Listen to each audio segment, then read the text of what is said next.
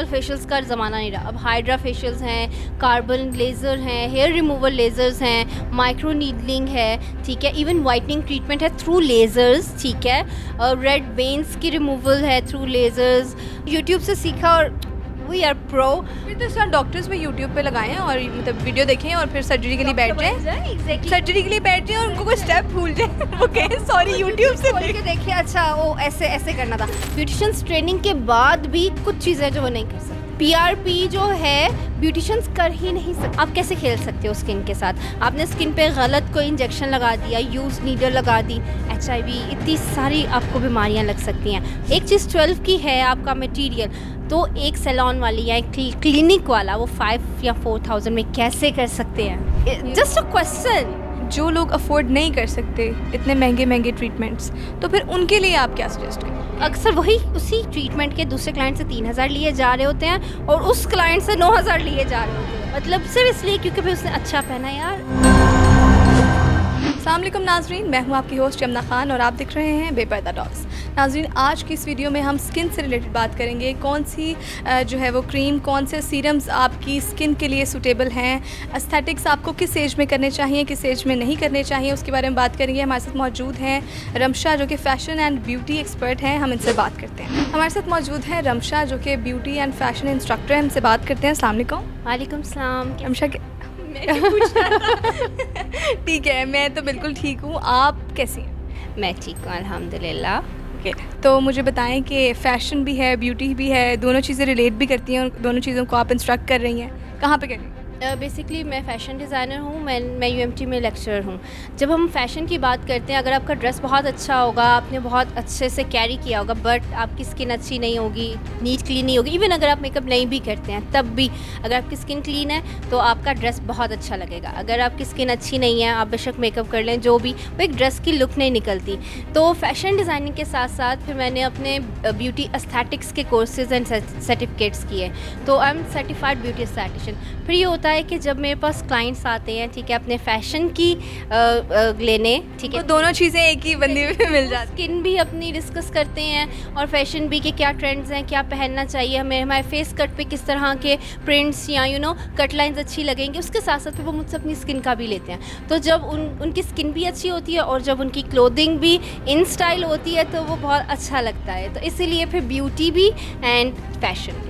अच्छा, मुझे बताएं थोड़ा फ़ैशन के बारे में हम डिस्कस करते हैं कि अब तो सीज़न भी आने वाला है, शादियां जो है वो आने वाली हैं। हमारी ऑडियंस को क्या आप टिप्स देंगी? मुझे तो अब एक बंदी मिल गई है, ठीक है, जिससे हम जो है वो फ़ैशन की बात भी कर रहे हैं, ब्यूटी की बात भी कर रहे हैं, शादियाँ आ रही हैं, तो ये तो आप लाजमी इनसे सुनें। अच्छा, शादियां आ रही हैं, ठीक है, अब बहुत सारे, पहले होता था भाई बारात पे रेड कलर, रेड मैरून, सब वही पहनती थी, बट अब हमारी जो जेनजियाँ, जो हमारे मिलेनियल्स की तो 80% शादी हो गई है, 20% रहते हैं, बट जो हमारी न्यू जनरेशन है वो अब ये नहीं कहती रेड कलर हो, बहुत सारे न्यूड्स की तरफ जा रही है, सटल, यस, बहुत लाइट, इवन ग्रे भी चल रहा है, इवन ब्लैक चल रहा है, ठीक है। वो लिपस्टिक या समटाइम्स मेकअप भी इतना डार्क नहीं चाहती, वो कहती है मेकअप भी न्यूड्स में हो, बस लिपस्टिक को आप रेड कर दें तो वो अच्छा लगेगा, ठीक है। सो उसके साथ जब मतलब मेकअप भी लाइट होता है, ड्रेस भी लाइट होता है, वो एक बहुत नेचुरल लुक आती है। मुझे लगता है कि जो जेंजी है ना वो कंफर्ट प्रेफर करती है। एग्जैक्टली, और वो जोगर्स पहने होते हैं, उन्होंने नई हील्स पहनी होती है नीचे से। मतलब अब ये ट्रेंड आ गया है। पहले होता था हील्स होती थी, हमारे ड्रेसेस के साथ मैचिंग बनती थी, अब जोगर्स मैचिंग बनते हैं क्योंकि वो उन्हें कंफर्टेबल चाहिए होता है। उसके अलावा वो चाहते हैं कि जो उनकी पर्सनैलिटी है ना वो दिखे, इवन शादी पे भी। वो कुछ लोग हैं, फॉर एग्जांपल कुछ लोगों के ऊपर जो है वो शर्ट सूट करती हैं, तो अगर वो लहंगा वगैरह करें, उनको नहीं सूट करा तो वो लहंगे के साथ शर्ट कैरी कर रहे हैं, बिकॉज ड्रेस जो है उस पर फैंसी काम करवा के ड्रेस शर्ट लहंगों के साथ चल रहे हैं, ठीक है। मतलब वो बहुत कम्फी फील करते हैं, उसमें वो उनकी पर्सनालिटी होती है, वो अपनी शादी में भी बताते हैं this is who I am, ठीक है। तो वो उस चीज़ को ज़्यादा शो ऑफ करते हैं। इवन तो किसी को अगर हम स्टफ़ वगैरह की बात करें ना, तो क्या फैशन से रिलेटेड है, तो फॉर एग्जांपल गर्मियाँ स्टिल ब्राइड्स वेलवेट प्रेफर करती हैं, बिकॉज वेलवेट में एक लुक अच्छी आती है, रॉयल लुक आती है, ठीक है, वो क्वीन टाइप लगती हैं, तो इसीलिए वो वेलवेट भी प्रेफर कर रही होती हैं even though in summers. I think so इतना नहीं करना चाहिए, क्योंकि जब आप समर में वेलवेट पहनते हैं लोग कहते हैं पागल है, यू नो अभी आई डोंट नो इवन तो एसी चल रहे होते हैं। का एक किसी सॉन्ग का था एंड उसने लिटरली वेलवेट का हाई नेक एंड वो और साथ गोल्ड ज्वेलरी पहनी हुई थी और मैंने देखा कि गर्मी लग रही थी। एग्जैक्टली सब ने यू नो आर्म टीज पहनी हुई थी, अपनी ड्रेस शर्ट्स पहनी हुई थी ओपन नेक के साथ और गर्मी थी। Even though they are shooting for like winters, अगर हम विंटर के लिए तो फिर तो चलो एक होता है होती है, बट गर्मियों में आप इस तरह की तो इसलिए ब्राइड के लिए भी ये है कि अपनी जो ड्रेसिंग है वो मौसम के हिसाब से करें। बेशक एसी है व्हाटएवर, बट जब आप पार्लर से निकलते हो उस टाइम में गर्मी होती है, गाड़ी में फैंसी जोड़ा पहना होता है, सारे लोग उनके आगे स्माइल तक नहीं दे पाती वो कैमरे में क्योंकि वो भारी इतना ज़्यादा होता है ना, लहंगा क्या होता है, गर्मी लग रही होती है, लोग सलामी डालने आते पीछे पीछे। एग्जैक्टली सो हमें अपने सिर्फ ये नहीं कि हमारी कट लाइंस, हमें अपना फैब्रिक का ध्यान रखना चाहिए, कलर्स पे बहुत ध्यान रखना चाहिए। ठीक है यस आजकल सटल चल रहे हैं, बट बहुत सारे हमारे ऐसे क्लाइंट्स हैं जिन पे डार्क कलर सूट करते हैं, लाइट नहीं करते, तो आपको अपनी कलर टोन के हिसाब से अपना कलर चूज़ करना चाहिए। क्योंकि अगर आप अपने कलर पैलेट को देखोगे ना, अपना वो कलर चूज़ करोगे जो आपकी टोन पे बेस्ट बैठता है, तो आप ज़्यादा आप ग्लो करोगे अपनी शादी पे। बट अगर आप ऑपोजिट कलर ले लोगे, वो ग्लो करने की बजाय आप डिम हो जाओगे। ग्लो भी तब करोगे जब आपकी स्किन सही होगी, बेहतर होगी। और अब पहले होता था कि ब्राइड्स ने सिर्फ वो जो पार्लर वालियों ने 1-2 फेशियल दिए बस वो ले लिए, अब ब्राइड्स 6 मंथ पहले अपनी ट्रीटमेंट्स लेना स्टार्ट कर देती हैं, बाहर जाना बंद कर देती हैं। अक्सर जॉब्स जो कर रही होती हैं वो 3 मंथ्स पहले जॉब से ब्रेक ले लेती हैं कि भाई हमारी शादी है, we need to look our best, हमारा बेस्ट डे है, यू नो। इस तरह हॉल्स की बुकिंग होती है ना शादी की, तो अब जो पहले होता था सिर्फ फेशियल, अब हाइड्रा फेशियल्स होते हैं, माइक्रो नीडलिंग्स होती हैं, लेज़र ट्रीटमेंट्स होती हैं। इवन तो पहले जो हमारी ब्राइड्स होती थी वो सिर्फ सिंपल फेशियल्स करवाती थी जो हमें पैकेजेस में आते थे, बट अब हमारी जो यूथ है वो नॉलेज रखती है कि उनकी स्किन को क्या करवाना है क्या नहीं। अब मैनुअल फेशियल्स का ज़माना नहीं रहा, अब हाइड्रा फेशियल्स हैं, कार्बन लेज़र हैं, हेयर रिमूवल लेज़र्स हैं, माइक्रो नीडलिंग है, ठीक है, इवन वाइटनिंग ट्रीटमेंट है थ्रू लेज़र्स, ठीक है, रेड वेन्स की रिमूवल है थ्रू लेज़र्स, मतलब बहुत सारी ट्रीटमेंट आ गई हैं। Again the excess of everything is bad, ठीक है। अब सब कुछ आप एक साथ नहीं करवा सकते। इवन आप अगर हाइड्रा करवा रहे हो, आप लेज़र करवा रहे हो, उसके साथ आप केमिकल पील नहीं करवा सकते, केमिकल पील करवा रहे हो, माइक्रो नीडलिंग साथ नहीं करवा सकते। तो ये चीज़ें जो होती हैं ये आफ्टर यू नो स्टडी पता चलती हैं। ऐसा नहीं होता कि जी आजकल ब्यूटिशंस कह रही हैं हम ये भी कर सकते हैं, हम वो भी। आप किसी पार्लर में जाओ वो कहती है हम PRP करते हैं। मैंने लिटरली ऐसे पार्लर्स देखे हैं। ये प्लीज़ आवाम को मैसेज है कि इनकी बात सुन लें। ये उन ब्यूटिशंस के लिए भी है जो मतलब बिना सीखे बस यूट्यूब से सीखा और we are pro.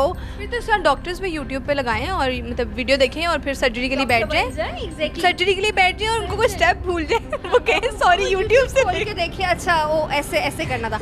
So please beauticians, even though beauticians training के बाद भी कुछ चीज़ें जो वो नहीं कर सकती, ठीक है। PRP जो है ब्यूटिशियंस कर ही नहीं सकती। डॉक्टर एक बहुत बड़ा वर्ड है कि अपने नाम के साथ आप लगा लें और कुछ लोगों ने लगा लिया है अगर, और भी प्लीज़ PhD वाले डॉक्टर नहीं, एक्चुअल वाले डॉक्टर।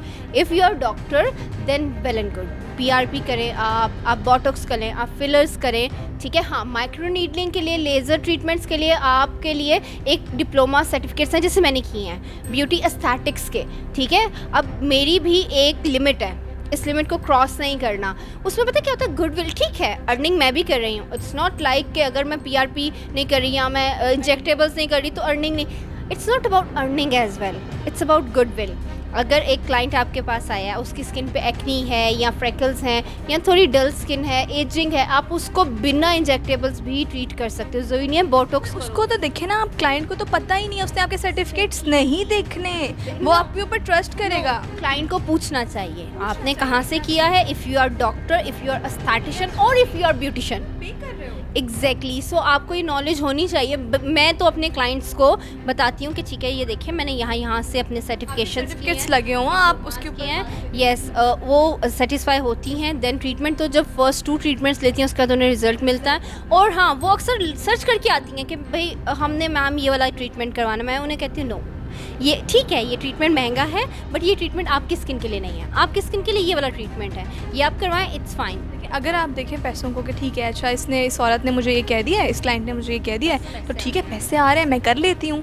लेकिन अगेन एथिकली पता है जब हम एक डॉक्टर बनते हैं तो वो ओथ लेते हैं कि वो एथिक्स को, इस चीज़ को फॉलो करेंगे, ठीक है, हम बहुत जगह पे कहते हैं जी डॉक्टर जहाँ बता सकते हैं ये है वो है, बट द थिंग इज़ कुछ चीज़ें डॉक्टर्स के हाथ में भी नहीं होती। इसी तरह हम लोग भी एक ओथ लेते हैं कि स्किन भी आपका एक ऑर्गन है, एक ह्यूमन बॉडी का 99% बल्कि 100% पार्ट स्किन है, ठीक है। आप कैसे खेल सकते हो स्किन के साथ? आपने स्किन पे गलत कोई इंजेक्शन लगा दिया, यूज नीडल लगा दी, HIV, इतनी सारी आपको बीमारियां लग सकती हैं। सो प्लीज़ ऐसे ही किसी भी सैलून या ऐसे किसी भी लो टाइप क्लिनिक जाके ट्रीटमेंट्स मत करवाया। क्योंकि देखिए ना, आप डॉक्टर हैं, अगर आपको इस चीज़ का नॉलेज है, आपने हासिल किया है, तो एटलीस्ट आप उसको सही तरीके से यूज़ करें, लोगों को अवेयर करें कि this is good for you, this is not good for you. उसके अलावा क्लाइंट्स, अब एक मुझे आप बात बताएं, एक चीज़ है जिसका मटेरियल ही 12 to 25,000 का है, ठीक है। मतलब 12 का भी आता है, 25 का भी आता है, depending on A and B category, ठीक है। 12 वाला भी ओके है, बुरा नहीं होता। एक चीज़ 12 की है आपका मटेरियल, तो एक सैलून वाली या एक क्लिनिक वाला वो 5 या 4,000 में कैसे कर सकते हैं? जस्ट अ क्वेश्चन कि एक चीज़ का जिसका मटेरियल आपको 12 का मिल रहा है, वो एक क्लिनिक वाले या सैलून वाले 4 से 5,000 में ऑफ लगा के भी कैसे कर सकते हैं? मतलब कोई भी बाटा के जूते, सर्विस के जूते तो नहीं है ना कि जो आप बेच रहे हो? मतलब ठीक है, अभी स्टॉक पड़ा हुआ है, फाइन निकाल दो जितने का है, वो सेल लगा देते हैं, बिक नहीं रहा, निकाल दो। यहाँ ऐसा नहीं है। सो ये ट्रीटमेंट्स महंगी हैं। इफ़ यू कैंट अफोर्ड तो आई मे भी किसी सस्ती जगह जाके अपनी स्किन ख़राब ना करवाएं। अब बहुत सारे इंस्टाग्राम पे मैं देख रही हूँ, बहुत सारे इन्फ्लुएंसर्स, इन्फ्लुएंसर्स बने हुए हैं। हाँ, कुछ बहुत अच्छे हैं जो एक्चुअल में आपको नॉलेज दे रहे हैं, बट सब अच्छे नहीं हैं। यू नो, पैसे लो और कहो जी बहुत अच्छी प्रोडक्ट आ रही है आपको और आप करें।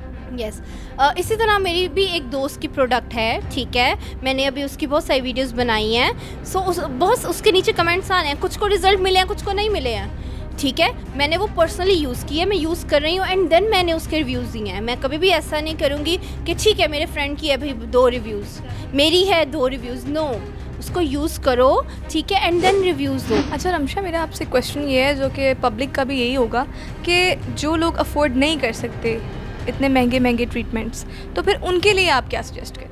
अच्छा, उनके लिए मार्केट में बहुत सारे ऐसे इंग्रेडिएंट्स हैं जैसे सीरम्स, ठीक है, वो यूज़ कर सकते हैं। अब ये भी नहीं है कि बस अच्छा उस एक्ट्रेस ने या उसने ऐड में ये यूज़ किया था, या मेरी नेबर ने ये वाला सीरम यूज़ किया था, उसकी स्किन ठीक हो गई, मैं भी यही। स्किन टाइप डिफरेंट होती है, ये नहीं कि जो 7 वारी शबाना ने यूज़ किया है वही आपकी। आपको बेहतर यही है आप किसी एस्थेटिशियन या स्किन स्पेशलिस्ट को चेक करवा के अपनी इंग्रेडिएंट्स ले लें। बट एक कुछ कॉमन इंग्रेडिएंट्स हैं जो आप मतलब अगर किसी को, हाँ नहीं, not for every skin type, just imagine किसी को एक्नी है या बहुत ऑयली स्किन है, उसके लिए इट्स बेस्ट कि वो सैलिसिलिक बेस फेस वॉश ले। अगर वो face wash salicylic base use कर रहा है तो इट्स बेटर कि सीरम वो कोई हाइड्रेटिंग हाइड्रोलिक एंड नाइसिनामाइड वाला यूज़ करे। इन केस अगर वो नॉर्मल फेस वॉश यूज़ करे मॉइस्चराइजिंग, तो फिर वो सीरम जो है वो 2% सैलिसिलिक यूज़ करे। अब ऐसा नहीं है, मैंने बहुत देखा है हमारे क्लाइंट फेस वॉश भी सैलिसिलिक बेस यूज़ कर रहे होते हैं, सीरम भी एग्जैक्टली। उससे क्या होता है, वो ओवर ड्राई हो जाती है आपकी स्किन, फिर एक जहाँ पे वो एक भी नहीं रिएक्ट करता, वो एक्नी ख़त्म हो जाती है, ऑयल भी कंट्रोल हो जाता है, बट पहले वो ऑयली थी, अब वो एक्स्ट्रा ड्राई हो जाती है, ठीक है, डिहाइड्रेटेड हो जाती है। तो इन केस अगर आप कोई ऐसा इंग्रेडिएंट यूज़ कर रहे हैं, सैलिसिलिक या AHA BHA पीलिंग यूज़ कर रहे हैं, तो उसके साथ आपको अपनी स्किन को मॉइस्चर रखना है, हाइड्रेट रखना है, ठीक है। और इन केस अगर आपकी एक्नी नहीं है, नॉर्मल स्किन है, बट पोर्स हैं, आप पोर चाहते हो मिनिमाइज हो, डबल टोन है स्किन पे, ठीक है, 1 टोन हो जाए, थोड़ी ब्राइट हो जाए, लाइवली लगे स्किन, तो एक स्टार इंग्रेडिएंट है नाइसिनामाइड। नाइसिनामाइड ब्राइटनिंग भी देता है, कर लें आप। यस, नाइसिनामाइड ब्राइटनिंग भी देता है, पोर मिनिमाइज भी करता है, ठीक है। It's like all in one, benefits बहुत ज़्यादा। आजकल लोगों ने ग्लूटाथियोन वाइटनिंग के लिए ग्लूटाथियोन का मॉलिक्यूल थोड़ा बड़ा है, वो अगर आप उससे इनटेक करेंगे, लाइक जो टैबलेट्स आती हैं उसमें मैं ड्रिप की बात बिल्कुल नहीं कर रही हूँ, it's not safe. In my opinion drip नहीं लगवानी चाहिए। हाँ, आप जो सप्लीमेंट्स होते हैं आप वो लें, ऑब्वियसली वो फुल ईयर नहीं लेने होते, ठीक है, 1 मंथ मैक्सिमम 3 मंथ्स लेने होते हैं। वो इट्स बेटर कि आप किसी डॉक्टर से कंसल्ट करें कि आपकी अगर आपको कोई इशू नहीं है और ग्लूटाथियोन आपको सूट करता है तो फिर वो आप लेते हैं, ठीक है, क्योंकि वो इंटेक कर रहे होते हैं हम। सो ग्लूटाथियोन सप्लीमेंट के उस पर ठीक है, लेकिन अगर आप ग्लूटाथियोन का सीरम लगा रही हैं तो वो कोई फ़ायदा नहीं देता, आई एम सॉरी टू से। हाँ, उसमें भी आ जाता है कि अगर ग्लूटाथायोन लिकोराइस एक्सट्रैक्ट्स के थ्रू और मलबेरी एक्सट्रैक्ट्स के थ्रू लिया जा रहा है तो वो अफेक्ट करता है, लेकिन अगर ग्लूटाथायोन डायरेक्टली डाला जा रहा है तो अफेक्ट नहीं करता। ये इन्फॉर्मेशन डॉक्टर्स नहीं देते और लोग इसको जो है वो अच्छा उसने यूज़ किया था चलो मैं भी यूज़ कर लेता हूँ। मुझे एज फैक्टर भी बताएं कि जो है वो कौन सी एज के बाद आपको सीरम यूज़ करने चाहिए।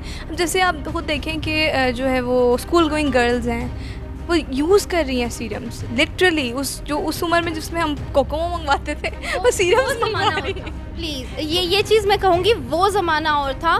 सो येस अब उन्हें ज़रूरत है, मतलब अब 15 इयर्स के बाद, even I would say 12 years के बाद हमारी लड़कियों को उनकी स्किन की केयर करने की ज़रूरत है। हमारे ज़माने और थे, हमारे ज़माने में वो पोल्यूशन नहीं था और बहुत डिफरेंट माहौल थे, ठीक है। अब हमारी जो है स्कूल गोइंग लड़कियां वो येस मेकअप भी करती हैं, they want to look pretty and it's okay, it's fine. हमें ज़माने के साथ चलना है, हमारी टेक्नोलॉजी बदल रही है, हमारी थिंकिंग बदल रही है।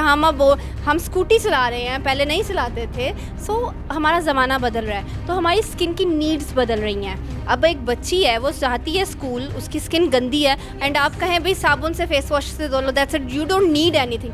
पहले ज़रूरत नहीं थी। It's not about age. हाँ, कुछ इंग्रेडिएंट्स हैं जो आप नहीं यूज़ कर सकते, जैसे रेटिनोल है, ठीक है, वो बेबी स्किन के लिए भी तो होते हैं ना, वो इंग्रेडिएंट्स यूज़ ना करें। Piling ingredients like AHA BHA जो पीलिंग है वो यूज़ मत करें। बट जैसे हाइड्रोलिक हो गया, नाइसिनामाइड हो गया, B5 हो गया जो हाइड्रेटिंग एंड ब्राइटनिंग है, जो पोर मिनिमाइज़ करते हैं, स्किन को क्लीन रखते हैं, वो आप बिला झिझक यूज़ कर सकते हो, ठीक है। अब 12 साल की 15 साल की बच्चियों को एक्नी हो रही है तो आप सैलिसिलिक 2% सीरम या फेस वॉश, वही बात, एक चीज़ यूज़ करें, दोनों चीज़ें नहीं, वो आप यूज़ कर सकते हो। क्योंकि एवरीवन वांट्स कि भाई मेरी एक स्किन अच्छी सी हो, और जब स्किन अच्छी होती है तो दिल ही नहीं, कॉन्फिडेंट होते हो। एग्जैक्टली, आप कॉन्फिडेंट होते हो। आपको देख लें, माशाल्लाह माशाल्लाह माशाल्लाह आपकी स्किन इतनी अच्छी है, आपका दिल नहीं करता कि भाई मैं मेकअप लगाऊँ, बिकॉज आई एम कॉन्फिडेंट कि यार ठीक है। सो यही चीज़ अगर एक और होगी, उसको एक्नी होगी, बेशक उसकी एज छोटी है, तो आप क्या कहोगे, ओ इट्स ओके, थोड़ा बड़ा हो जाए देन क्लीन करेंगे, नो। सो एज फैक्टर और भी ख़राब हो सकती है ना। एग्जैक्टली। अगर हमें कोई स्किन प्रॉब्लम है, इवन अगर हमें 8-10 साल की एज में, यस तब थोड़ा हम बड़े हो रहे होते हैं, तब हमें इट्स बेटर कि थोड़ा सा हम रेस्ट दें स्किन को, तब मे बी डॉक्टर के पास जाएं, मे बी इंटरनल कोई इशू हो तब वो। लेकिन आफ्टर 12 आप सीरम्स और फेस वॉश यूज़ कर सकते हैं। आई वॉन्ट सजेस्ट कि जी पीलिंग स्टार्ट कर दें, माइक्रो नीडलिंग स्टार्ट कर दें, हाई एंड ट्रीटमेंट स्टार्ट कर दें जो आफ्टर 25 करनी चाहिए। बट इनिशियल एक स्टार्ट लें। 12 to 25 आप अपने फेस वॉश के इंग्रेडिएंट्स, आप अपने सीरम्स के इंग्रेडिएंट्स, सन ब्लॉकर मस्ट होना चाहिए आपके बैग में, ठीक है, वो आप दिन में सन ब्लॉकर यूज़ करो। और वो भी ऐसे नहीं कि आप जो है लोकल ब्रांड की यूज़ कर लें। सन ब्लॉकर फार्मास्यूटिकल ग्रेड के ही ठीक रहते हैं, ठीक है, ये मैं सबको कहती हूँ। और सन ब्लॉकर लाइट ऑयली होते हैं, अगर आपका सन ब्लॉकर ऑयली नहीं है दैट्स मीन वो सन ब्लॉकर नहीं है। और बहुत सारी ऐसी इन्फ्लुएंसर्स हैं वो आपको सही गाइड करती हैं। एक हैं वो ब्लू लाइट के नीचे आपको बताती हैं सन ब्लॉकर लगा के, सन ब्लॉकर अगर एक्चुअली सन की रेज ब्लॉक कर रहा है तो वो ब्लैक होता है, ठीक है। सो वो एक हैं, ये भी एक हैक है, वो सुन लें। इन्फ्लुएंसर हैं, वो आपको वो लगा के एंड वो करती हैं, ठीक है, आप उन्हें सर्च करें और वो जो देती हैं एडवाइस वो ठीक देती हैं, ठीक है। ऐसी बहुत सारी, एक नहीं बहुत सारी इन्फ्लुएंसर्स हैं जो अब सही एडवाइसेस दे रही हैं, आप उन्हें फॉलो कर सकते हैं और उनके अकॉर्डिंगली जो सन ब्लॉकर है वो आप बाय कर सकते हैं, ठीक है। सो सन ब्लॉकर मस्ट होना चाहिए आपके बैग में। अच्छा, मैं अपनी ऑडियंस को भी यही कहना चाहूँगी कि अगर आप एक्सपर्ट हैं तो किसी एक चीज़ के अंदर एक्सपर्ट रहें। हर चीज़ में जो है ना आपको वन मैन आर्मी बनने का जो है ना ख़त्म करते हैं, वन मैन आर्मी ना बने कि आप सारे। सो ये है ज़माना मल्टीटास्किंग का, बट आई थिंक सो अगर आप, अब जैसे अब मैं फैशन डिज़ाइनर थी, ठीक है, और मेरी मम ब्यूटिशियन थी, बट आपको हाउना भी है, ठीक है। मैं बता रही हूँ कि हमने सर्टिफिकेट्स लिए, डिप्लोमाज लिए, सीखा, फिर मुझे 8 साल हो गए हैं, मैंने पहले सीखा, मैंने पहले 3-4-5 साल सीखा, फिर मैंने उसकी ट्रेनिंग ली, फिर मैंने किया एंड देन फिर मैं ब्यूटिशियंस को ट्रेनिंग देती हूँ। सो प्लीज़ ऐसा बिल्कुल नहीं है कि भाई मैंने 6 महीने में सीखा, 1-2 सर्टिफिकेट लिया। प्रोसेस होता है पीछे, लोग सिर्फ और सिर्फ जो है वो बस 1-2 उन्होंने क्लासेस ली हैं, यूट्यूब से देखा है, अच्छा आ गया चलो कर लेते हैं। इफ़ यू वांट कि भाई आप मल्टीटास्किंग कर सकते हैं, डेफिनेटली यू कैन, बट उसकी भी लिमिट्स हैं। इन्वेस्ट करें अपना टाइम, उसके ऊपर सर्च करें। आई थिंक सो अब ये ज़माना है कि सिर्फ एक स्किल से आप नहीं आगे बढ़ सकते। सिमिलरली जैसे मैं फैशन डिज़ाइनर भी हूँ, मैं आगे फैशन फोटोग्राफी भी सीख रही हूँ, अब डिजिटल आर्ट भी सीख रही हूँ, साथ साथ मैं ब्यूटी एस्थेटिशियन भी हूँ, ठीक है, और मैं सीरम मैन्युफैक्चरर भी हूँ, इसीलिए मुझे इंग्रेडिएंट्स की इतनी नॉलेज है। सो एक स्किल से आप अपनी लाइफ को आगे कंटिन्यू नहीं कर सकते, you know. So yes you can, पहले होता था मल्टीटास्किंग नहीं कर सकते, but yes you can, but हाँ आप अपनी फील्ड में रहें। अब ये आप नहीं कहेंगे कि भाई मैं फैशन डिज़ाइनर या ब्यूटी एंड उसकी तरफ हूँ और मैं छलांग मार के मैं फिल्म एंड टीवी की तरफ भी जा रही हूँ, मैं मूवीज़ पे कुकिंग के अंदर यस मैं कुकिंग में जा रही हूँ, यू नो, बिल्कुल। हाँ, इफ़ यू थिंक कि आप इंटरेस्टेड हैं, you can do it, but you know मुझे लगता था कि मैं अपनी फील्ड में रह के ही कर सकती हूँ, तो इसलिए मैंने वो किया। तो आप कोई भी काम कर सकते हैं डेफिनेटली, बट प्लीज़ उसकी ट्रेनिंग लें। कि हाँ ना होनी चाहिए, बगैर सोचे समझे। ऐसे नहीं कि अच्छा यूट्यूब से देखा मुझे आ गया बस हो गया आप कर लेंगे। सो येस अब वो ज़माना, एवरीवन कैन मल्टीटास्क, बट उसकी भी कुछ लिमिट होती है। Like if you are not doctor so you can't be doctor, वो पढ़ाई है, वो मल्टीटास्किंग में तो आती नहीं है ना, वो तो सवाल ही गायब, ठीक है।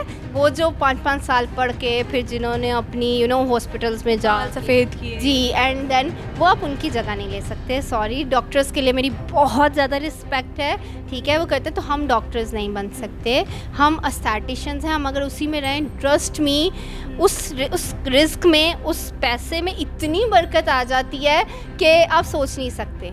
मतलब वही एक पैसा जो आपने कुछ किसी को यू नो किसी की जेब काट के, किसी की स्किन ख़राब करके लिया होता है, उसमें बरकत नहीं रहती है। वही आपने किसी को हलाल कमा के आपने सही एडवाइस दी होती है, बेशक आपने कुछ नहीं कमाया उसमें से, एटलीस्ट सब गाइड कर दो उनको। क्लाइंट होता है ना, कोई ज़रूरत नहीं होती, मैं कहती हूँ भाई ये वाला फेस वॉश लो, ये सीरम लो इस इंग्रेडिएंट का और जाओ, एंड ट्रस्ट मी वो इतनी दुआएं देती हैं कि उससे बेशक मुझे अर्निंग नहीं हुई, मेरे पास दूसरा उसी की फैमिली में से या कोई और दूसरा क्लाइंट आ जाता है कि मेरा वो जो रिस्क है वो हलाल हो जाता है और उसमें बरकत डल जाती है। और वही अगर मैं एक क्लाइंट को कहती हूँ हाँ जी जी आए, मैं करती हूँ, उसे हालांकि कुछ भी ज़रूरत नहीं है, बट मैं करती हूँ, उसकी स्किन ख़राब हो जाती है, वो जो उसने मुझे पे किया तो वो मुझ पे हराम हो जाता है, ठीक है। ये लोगों को अगर समझ आ जाए तो फिर अब हाँ, अब ये कॉन्सेप्ट पता नहीं क्यों ख़त्म हुआ है। हमारे माँ बाप ने तो हमें डंडे से भाई रिस्क हलाल, रिस्क हराम, रिस्क हलाल हराम की हमें तमीज़ सिखाई थी, बट अब पता नहीं क्यों नहीं है। I have seen it. So बस ये होनी ये है कि अच्छा क्लाइंट को जज कर लेते हैं, क्लाइंट को जज करते हैं कि अच्छा इससे जूती अच्छी पहनी हुई, इससे कपड़े अच्छे पहने। देखिए गुड लुकिंग दिखना हर किसी का हक है, बट दैट डजंट मीन कि आप उसकी पर्सनालिटी को जज कर लें। और आप अक्सर वही उसी ट्रीटमेंट के दूसरे क्लाइंट से 3000 लिए जा रहे होते हैं और उस क्लाइंट से 9000 लिए जा रहे होते हैं, मतलब सिर्फ इसलिए क्योंकि भाई उसने अच्छा पहना। यार हर किस may be you never know वो सफ़ेद पोश हो, बस उसे दिखना अच्छा लगता है। यार अगर मेरे पास फटे कपड़े हैं तो मैं बाहर फटे कपड़े पहन के नहीं जाऊंगी। एग्जैक्टली। सो हमें बस अपने एथिक्स सीधे रखने हैं, जो रिस्क होता है और जो पैसा होता है, ट्रस्ट मी, जो आपके नसीब कदम में लिखा है वो भाग के आ जाएगा, भाग के आएगा। तो इसीलिए बस ये मानना है। बाकी ये है कि आप अपनी स्किन का ख्याल रखें। जब स्किन अच्छी होगी, आपने जो भी पहना है स्टाइल लगेगा। आप यू नो आप ज़रूरी नहीं है कि आप स्टाइलिस्ट हो, डिज़ाइनर हो, या आपने डिज़ाइनर कपड़े पहने हैं। आप किसी आम सी शॉप से ले 2 बंदियाँ आप ले लें। एक बंदी किसी ने आम सी शॉप से लेके उसे इतना अच्छा कैरी किया हुआ है, स्टाइल इतना अच्छा किया हुआ है कि हम कहें यार ये किसका है, और एक बंदी जिसने डिज़ाइनर ड्रेस लेके स्टाइल उसे कुछ भी नहीं आता, ठीक है, बस उसने पहना हुआ है, उसमें और स्टाइल करने में बहुत फ़र्क होता है, ठीक है। तो वो ब्रांड का भी नहीं होता, बट उसने स्टाइल इतना अच्छा। एग्जैक्टली। और वही एक बंदी जिसका स्किन बिल्कुल साफ है, उसने एक प्लेन वाइट कुर्ता शलवार पहनी हो, यू नो। सो मतलब my all about skin, sometimes just simplicity भी, मतलब यू नो उस पे बंदा भी यहाँ मैं पिघल गया। सो ये होता है। बाकी ये है कि हर कोई डिज़र्व करता है अच्छी स्किन, अच्छे कपड़े, इवन जैसे मर्ज़ी उसको स्टाइल करना, ठीक है। और अब हर एक के पास ये नॉलेज है, अपॉर्चुनिटी है, नॉलेज है। और अब लड़कियां जो हैं वो खुद सेल्फ इंडिपेंडेंट हैं, ठीक है, सेल्फ हाँ है, वो खुद अर्न भी कर रही हैं और वो कर भी रही हैं। प्लीज़ वो खुद देखें इस चीज़ को कि अगर वो अच्छा कमा रही हैं तो अपने स्किन प्रोडक्ट्स के ऊपर ख़ास तौर पे, ब्यूटी प्रोडक्ट्स भी तो करना ही है लेकिन स्किन के ऊपर। If you are not earning, जो सीरम्स हैं 1500 से लेके 2500 तक हैं। सो बस आप ये इंग्रेडिएंट्स पहले सर्च करो, अपनी स्किन को देखो आपकी स्किन का क्या टेक्सचर है, ऑयली है, ड्राई है, कॉम्बिनेशन है, उसके अकॉर्डिंगली आपको क्या चाहिए। पहली बात 12 से 25 साल तक की उम्र में कोशिश करें माइक्रो नीडलिंग, कार्बन लेज़र से इससे दूर रहें, ठीक है। हाँ, आफ्टर 20 आप हाइड्रा फेशियल, 18 आप कह लो, आफ्टर 18 हाइड्रा फेशियल स्टार्ट करवा सकते हो आप, ठीक है। बट बिफोर 18 कोशिश करो कि सिर्फ सीरम से, एक अच्छे फेस वॉश से अपनी स्किन की केयर करो, ठीक है। एंड देन उसके बाद हाइड्रा, एंड देन जब नीडलिंग की ज़रूरत हो तब नीडलिंग करवाई जाए। जब हाँ, अब लेज़र हेयर रिमूवल का बहुत ट्रेंड है and I think so it's good, it's not bad. मैं ख़ुद भी करती हूँ, ठीक है। मेरी अपनी 4 साल की बेटी है तो मैंने सोचा हुआ है कि वो थोड़ी सी बड़ी हो जाए, 15 तक की हो जाए, मैंने उसकी भी लेज़र कर देनी है। सो मुझे हाँ, लेज़र से 100% बाल नहीं ख़त्म होते, तो जो एक ट्रेंड बना हुआ है जी लेज़र करवाओ और 2 साल 3 साल में पूरे 100% बाल ख़त्म, पूरी ज़िंदगी के लिए जान छूटती है। धोखा है यस, उसमें क्योंकि देखो अगर आपके पोर्स बंद हो जाएंगे तो आपकी स्किन को कितनी प्रॉब्लम हो जाएगी। उन्हीं पोर से वो सांस लेती है आपकी स्किन, जिससे बाल निकलता है वो भी पोर होता है, वहाँ से सांस लेती है, वो पोर बंद नहीं होता। हाँ, बाल की जो थिकनेस होती है वो कम हो जाती है, उसकी रूट थोड़ी वीक हो जाती है कि जो बाल एवरी मंथ ग्रो कर रहा होता है वो आफ्टर 3 मंथ्स या 6 मंथ ग्रो करता है और उसकी डार्कनेस थिकनेस कम हो जाती है, तो वो नज़र नहीं आते। सो कुछ क्लाइंट्स को आफ्टर 6 मंथ लेज़र करवानी पड़ती है और कुछ को आफ्टर अ ईयर लेज़र करवानी पड़ती है। बट वो जो वैक्सिंग एंड थ्रेडिंग, उससे जान छूट जाती है, वो पेनफुल प्रोसीजर से जान। अगेन के जब तक आपको ज़रूरत नहीं है किसी चीज़ की, डोंट गो।